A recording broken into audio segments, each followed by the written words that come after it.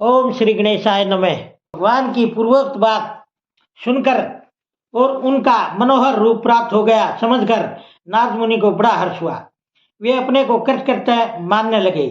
भगवान ने क्या प्रयत्न किया है इसको वे समझ न सके। तदंतर मुनि श्रेष्ठ नारद शीघ्र ही उस स्थान पर जा पहुंचे जहां राजा शीलनिधि ने राजकुमारों से भरी हुई स्वयंवर सभा का आयोजन किया था।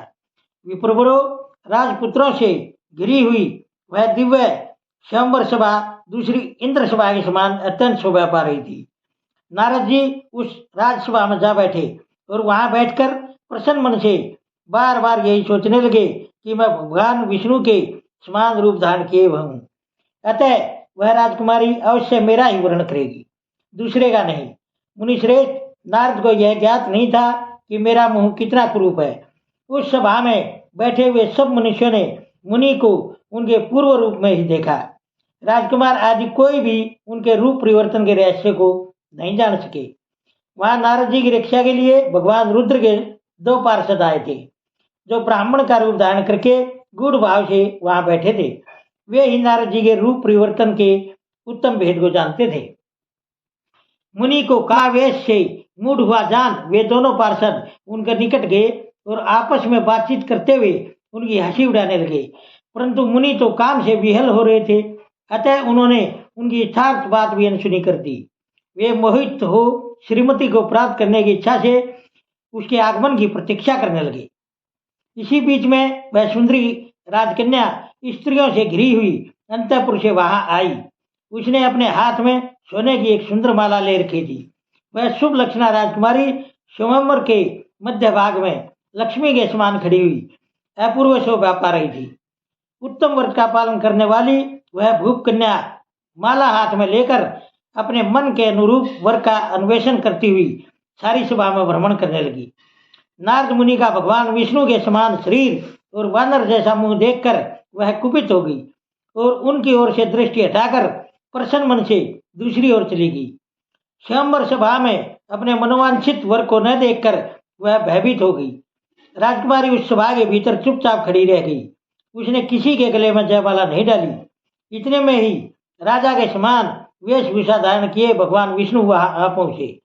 किन्हीं दूसरे लोगों ने उनको वहां नहीं देखा, केवल उस कन्या की ही दृष्टि उन पर पड़ी। भगवान को देखते ही उस परम सुंदरी राजकुमारी का मुख प्रसन्नता से खिल उठा।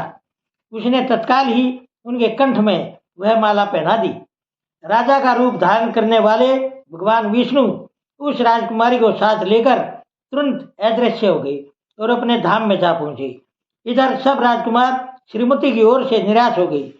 नारद मुनि तो काम वेदना से आतुर हो रहे थे, इसलिए वे अत्यंत विहल हो उठे। तब वे दोनों विपर रूपधारी ज्ञान विशारद रुद्रगण काम विहल नारद जी से उसी एक क्षण बोले। रुद्रगणों ने कहा, हे नारद, हे मुने, तुम व्यर्थ ही काम से मोहित हो रहे हो और सौंदर्य के बल से राजकुमारी को पाना चाहते हो।